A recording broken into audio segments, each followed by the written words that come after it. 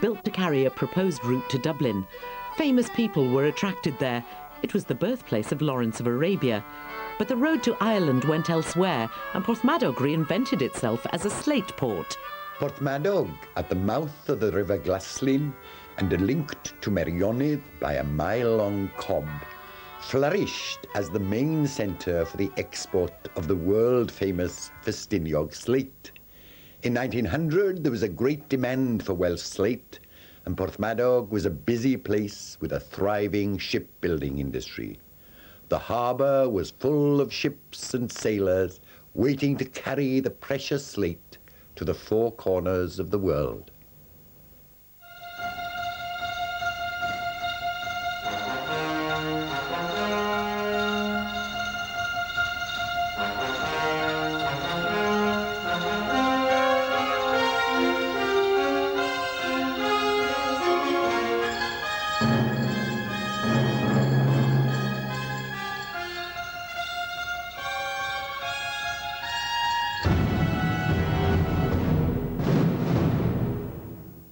In 1900, Porthmadog bustled with activity.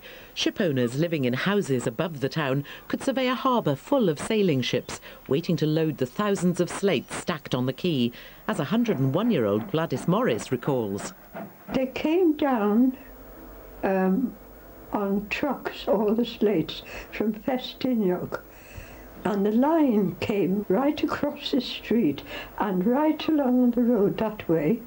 Lower down, there was a big shed full of slates, and they were loaded onto the Norwegian ship or the German ship or different ships. All the slate went from here. Boats like the Porthmadog-built Miss Morris navigated most of the seas of the world, trading their slates for all kinds of cargo, particularly Spanish salt from Cadiz, which was then carried to Canada. Sailors from many countries visited Porthmadog. You had Scandinavians here, Russians. You could have all sorts of nationalities who came in by sea. The demand for sturdy cargo vessels meant the Porthmadog area had a large shipbuilding industry. 15 ships were built in Porthmadog between 1900 and 1914, mainly sailing ships called schooners, famous for their speed and agility. In 1914, there was great excitement when the Gestiana boat was launched. But people foresaw bad luck when the bottle used to bless the ship didn't break. It was launched, and a lot of Porthmadog people went to see it, and it set off, but it never returned. It was lost. My younger sister, she was called Gestiana when she was born, and if my sister was naughty, my brother said, GWLADYS, Gestiana has sunk. The people who saw the Gestiana launched weren't to know that she would be the last Porthmadog-built schooner. The First World War ended the golden age of shipbuilding. At the outbreak of war, many Porthmadog ships were caught in European ports, and sailors were interned at LLYWELYN prisoner of war camp. Among them was Myfanwy Morris's father, Captain Roland Humphreys. We didn't remember much about him. My young sister, she used to say, "Is that my father?" There was a picture of my father. And Mother used to say, "Yes." And then eventually she said, "Will he come home when he grows arms and legs?" Many other Porthmadog ships were caught on the open ocean. The Miss Morris was spotted by a German U-boat. It is said that about 6 Porthmadog ships were lost to submarines, to U-boats during the First World War, and there is a short film of a vessel called the Miss Morris being sunk by a German U-boat. Not with a torpedo. They came alongside with armed men and put a charge in the forecastle, blew a huge hole in the bow of the boat, and she just sank. Back home, even dry land was no guarantee of safety. Local legend Lloyd George was the Minister of Munitions, and the nearby Nobel Explosives factory, manufacturing powder and nitroglycerin explosives for coal mines, was turned over for war work. Enid Williams recalls a large explosion there. During 1914, I think, there was a festival here, singing festival in GWLADYS Chapel. And in the afternoon, at about 2:30, a terrible explosion blew. And it was the munition works, wasn't it? Yes. And of course there was panic in the chapel, wasn't there? And everybody running home and shouting and crying. When the war ended, many Pothmadog men had lost their lives, but Myfanwy Morris remembers her father's return. Great excitement when he came home, how we would greet him. We'd had it all planned up. And my mother went to wait for the ship, but she didn't recognise him hardly when he came off the boat. He looked so ill. He'd lost all his hair, but it did grow back again. The First World War had changed everything. The slate trade was no longer booming, and the port of Pothmadog had lost much of its pre-war importance. The railway station was now the main port of call for most produce. There were 3 separate train lines into the town: the Cambrian line, the Highland Railway, and the Ffestiniog slate train. But boats still came in and out of the harbour, and there was great excitement when a new ship appeared. We go to school and so, are you coming? There's a ship coming, so we ran down to see it, probably at the other end there. And the Dutchman, the Dutch ship there one day, hello, not go to school? No, you go to school. School time, best time. The area around the harbour was called Pen Quay and was full of pubs, warehouses and narrow terrace streets. The area had a tough reputation, but made an exciting place for children to play. I used to love playing in Ben Quay. Ben Quay was my spot years ago. I remember Chinese coming there one time, and my mother coming up to the corner, she said, for goodness sake, come away in Welsh. Come away from there, they'll kill you. And they had like big knives, we called them. But for the grown-ups, employment was scarce and money tight. Elizabeth Johnson's family had to go to the local workhouse whilst looking for a place to live. Nobody wanted to go there, you know. It wasn't a place where you'd be glad to get into it. You'd be ashamed, really, of going into the workhouse, because the poor people, they were so poor in them days, there was nothing but the workhouse for them. The beauty we refer to is that of the village of Portmeirion in North Wales. But there were new employment chances. In 1926, a young architect called Clough Williams-Ellis had chosen a headland near Pothmadog as a site for his fantasy village Portmeirion. The rich and famous flocked there. For the local population, it was all a bit strange, but it gave some workmen the chance to rub shoulders with the stars of the day.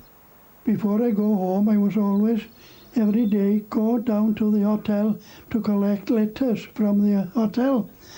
And there was a French actress there called Yvonne Arnold, and I must give tips the postman, gave me £0.50. And it was a lot of money then. By the 30s, a more popular form of tourism had also started to transform the area. Morfa Bychan and the Black Rock beaches near Pothmadog were discovered by English townspeople. Many farms started leasing out their land. The money was very welcome, but the tourists were very different people, as one young man then remembers. I remember a chap came from London on a motorbike and cycle, and his wife in a cycle, the tent behind, and his toilet tent was in it, and the son was on the pillion behind. And it took them about 10 hours to come here. And we're here for a fortnight. Only 14 shillings I cost them for a fortnight. There were new forms of entertainment as well. The cinema in Pothmadog showed exciting films, and the children had to use imagination to get in. You wouldn't have much money then. If I had 2 halfpennies then, I wanted to go and see Cowboys. Herbert Thomas used to play the piano in it. And if I wanted to go and see, I used to put a halfpenny on the railway line and a train to go over it. And then I used to pass 2 halfpennies as 2 pennies to old John Price, because he couldn't see very well, you know. And we used to diddle him like that, bless him. Despite all the changes, some Porthmadog traditions lived on. The town's fair, called the Horse and Dog Show, still filled the streets every May and August. The harbour continued to have a sea trade, and young Porthmadog men still dreamed of a life on the ocean wave. Everybody else was going away to sea. Next time I get a job as a deck boy. I was only about 16 and I was glad. After a trip or two I wasn't so glad.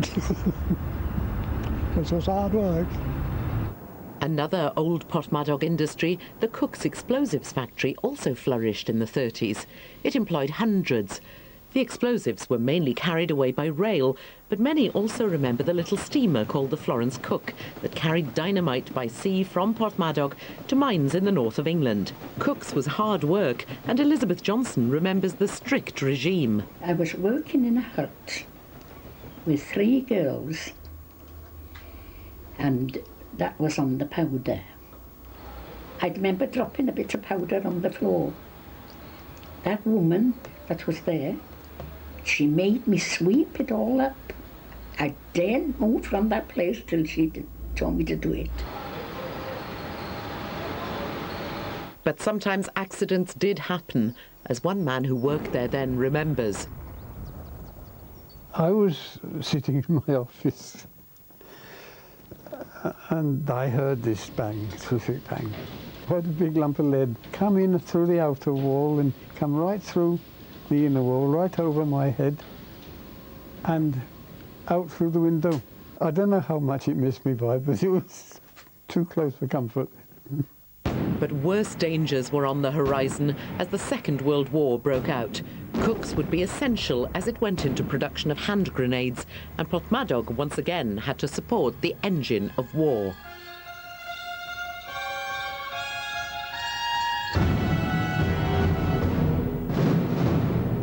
Porthmadog's main war contribution was the production of hand grenades at Cook's Explosives.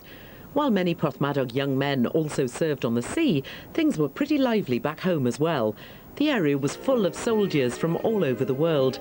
They'd congregate in Porthmadog Town Hall for dances. The mix proved disastrous. We had the Dutch commandos, we had the Navy, we had the English. They were all stationed in roundabout. Saturday night there was a dance on and there was mayhem. Oh yeah, fists were flying everywhere. There was even greater excitement when Indian mountain troops arrived with their horses in the nearby village of Croesor. Some of them even visited local schools. There was one who did once come to school and he sang some Indian songs. Just a simple tune, I'll try and sing them as best as I can. Sunate, sunate, sunate Krishna, o bonna rikki jallo, sunate Krishna. Things quietened down a lot in Porthmadog when the war ended, but there was a time to clear away many of the slum housing around the harbour and build new council houses on the outskirts of town. When it just came home, we looked for a house. Well, we applied for a council house. I was surprised to get to tell you the truth. Well, when I brought Mum and Dad down here when I had this house, oh, Mum thought it was such a luxury to have a bath. I think it was the first bath she'd had in her life, the way, you know, she enjoyed it, like. The once thriving harbour was an empty and sad place. But in 1947, the abandoned slate train station was taken over by enthusiasts and reopened in 1955 as the world-famous Ffestiniog Railway. Porthmadog people were glad to see the great cob being used again. The mainline railway was also booming. Young men starting on the railway had great pride in their work. My father was an engine driver, and so I suppose I'd seen plenty of them. I'd been on them with him and all that, and that was my ambition, to follow his footsteps. We had a uniform with brass buttons, and a hat, so we had to clean the buttons every other day, and took pride in yourself. Many railwaymen dreamed of the chance to drive the mighty steam engines. You can't describe it in a way. I'm sure you'd be holding tight if you were coming down one of the banks with it. You'd see some new young lads coming with you, and they used to be really white by the time we stopped. Yes, the especially the engine oscillating and the noise there. Very exciting. There was a chance to enjoy yourself again after the dark war years. Pothmadog football team was an important part of the social scene. The area's natural beauty was also attracting Hollywood film producers. The Inn of the Sixth Happiness was filmed in the area. And in 1953, the film Red Beret, starring Alan Ladd, was shot on Morfa Bychan Beach. They were filming on the beach, this Red Beret on the beach there, and I went down there to have a look around, and somebody said, Alan Ladd is sitting on the concrete block there. Oh, is it? I said, yeah, yes, he is there. And the director of the film came to me, would you do me a favour, go and talk to Alan Ladd? And I went there, we started talking, and that day he offered me, said, would you like a day's work? And they're £40 a day, working with Alan Ladd to cricket and back. There was a time to use the empty harbour as well to start some homegrown industries. It was perfect for mussels. Pothmadog mussels were exported all over Europe, as Joe GAFFEY remembers. We used to dredge them up, put them on the quay, then we used to have to pick them. Small ones would go back into the beds, anything over an inch and a half, they were saleable, marketable. It's a commodity that doesn't last long out of water, you know. And to carry them a distance of 240 miles, long way to go, on an open truck, not a freezer, as they have today. They have cold boxes, don't they? But all we had was a tarpaulin, and they were the finest mussels in the UK. But there were new employers, a typewriter factory, a telephone exchange, and Trausfynydd nuclear power station all provided employment for the area.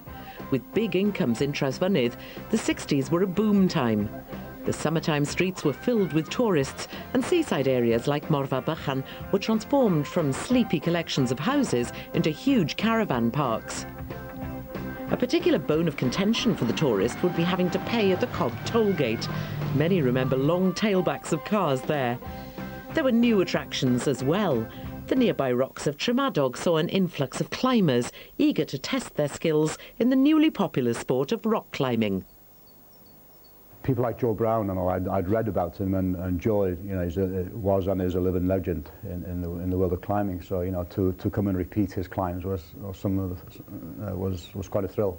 What is particularly nice about the rocks of Pothmadog here, because you first go in through the trees, and you come out of the trees, you know, the whole view opens out. You know, you can see the mountains of Snowdon to the left, and then you've got the sea in front of you. So, you know, the view up there is very beautiful.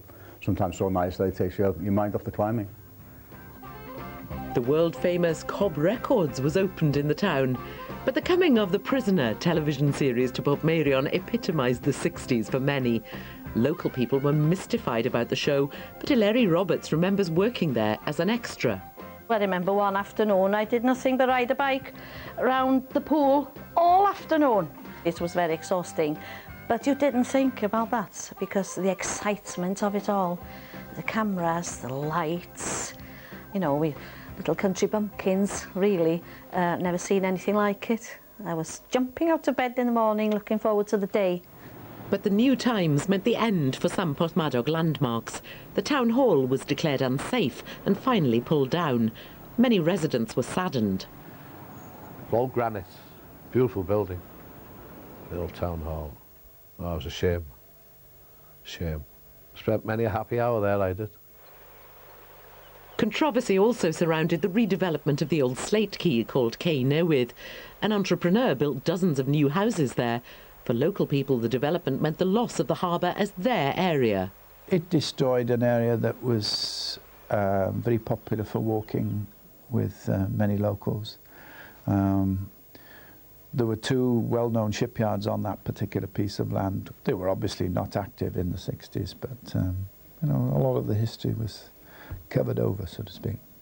Well, it was part of the heritage. You know, it was an open quay, and the whole community used to spend time there. You know, we used to go there fishing. We as kids used to play there, and it was open space. And then all of a sudden we had a property developer who built 250 holiday homes. It was a pretty sad time. Developments like the Cynewydd housing made local people feel uncomfortable as their Welshness came under threat. The once full chapels were emptying, and when the village of Rhyd was taken over completely by holiday homes, people felt that tourism might swamp the area and make it lose its Welsh flavour. There was a fight back culminating in the 1987 Eisteddfod. However, industry was also under threat. The final closure of Cooks was closely followed by Trawsfynydd in 1996. The Trawsfynydd site was used as a set for the film First Night, but the demise of Porthmadog's industrial history was very difficult for many to take. It's put people on its feet and everybody around it, really. But when it's closed down now, what have they got? They've lost everything, haven't they? Because it was a work you could depend on. I pity these youngsters today. They're coming back to the same as we were. There's no work for you in Portmeirion. You had to go away. Many acknowledge that the area's dependence on tourism is a mixed blessing. Today there's about 2,500 static vans in a mile square. During the summer months, the population was about 30,000 to 40,000 a week. Tourism is the main life of Portmeirion. There's no work or nothing. There used to be about 3 foundries in Portmeirion and other jobs, but nothing there now. Tourism is the industry of this area. Many people who come here are surprised at how bustling it is. It looks quite small, but it's got almost anything you need. You've got the mountains, you've got the sea. What more could you want? Despite the changes, many feel that Pothmadog can further develop its tourist trade, whilst also safeguarding the local traditions, culture and Welsh language for future generations. If it can be realised that tourism is not something that should exploit an area but should actually enhance it and should promote it for the benefit of its inhabitants, then we can be confident. But I think that needs to be realised first of all. And with the coming of the Welsh Highland Railway, many feel that the harbour and the Cobb once again will be at the heart of Porthmadog's future prosperity. During the 20th century, Porthmadog experienced great changes. The town lost much of its industrial base. Slate export, the explosive factory, shipbuilding have all gone. Tourism has become the mainstay of the local economy. And with the opening of the restored Highland Railway in a few years' time, giving access to further tourist attractions, Porthmadog can look forward to a lively and exciting new century. Well, next Tuesday at 7:30, Your Century takes a look at the town of Porthcawl. Next tonight, Chris Tarrant plays Millionaire.